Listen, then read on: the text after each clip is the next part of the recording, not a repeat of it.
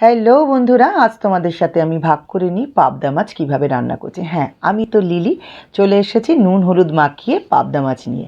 এইবার কড়াই গরম হয়ে গেছে, কড়াইতে আমি তেল দিয়ে দিলাম। এবার তেলটা গরম হয়ে যাওয়ার পর একে একে আমি মাছগুলোকে দিয়ে সমস্ত কিছু ভাজতে থাকবো।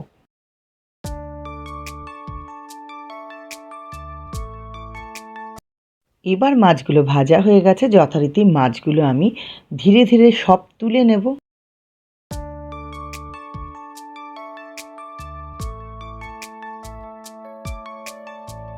এইবার সাদা শস্য আর পোস্ত পেস্ট করে নেব। এবার তেলের মধ্যে একটু কালো জিরে ফোড়ন দিয়ে দিলাম, তার সাথে একটু হলুদ গুঁড়ো দিয়ে দিলাম আর একটু লঙ্কার গুঁড়ো দিলাম, দিয়ে এবার সব কটাকে একটুখানি যথারীতি কষাবো। কষিয়ে নিয়ে টমেটো পেস্টও দিয়ে দিচ্ছি, কালারটা দেখতে পাচ্ছ। এবার নাড়াচাড়া করে আমি দিয়ে দিচ্ছি যেটা ওই পোস্ত আর যেটা সাদা সর্ষে বেটে রেখেছি সেটা দিয়ে দিলাম। এবার সব একসাথে নিয়ে একটু কষাতে থাকছি।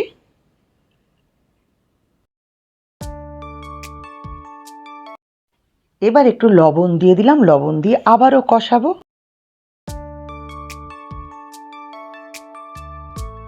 এবারে ওই মশলার বাটি ধোয়া যে জলটা সেটা আমরা সকলেই দিয়ে থাকি, সেটা দিয়ে যথারীতি যার যতটুকু প্রয়োজন ঝোলের দুটো কাঁচা লঙ্কা ফেলে দিয়ে দিলাম।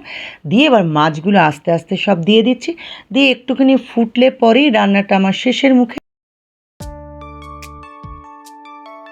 এবার নামানোর সময় ধনেপাতা ছিটিয়ে রান্নাটা কিন্তু পুরোপুরি কমপ্লিট। তাহলে যেতে যেতে বলি, নিশ্চয়ই রান্নাটা তোমাদের খুব ভালো লাগবে।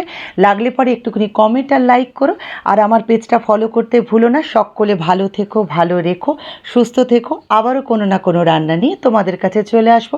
আজকের মতো টাটা।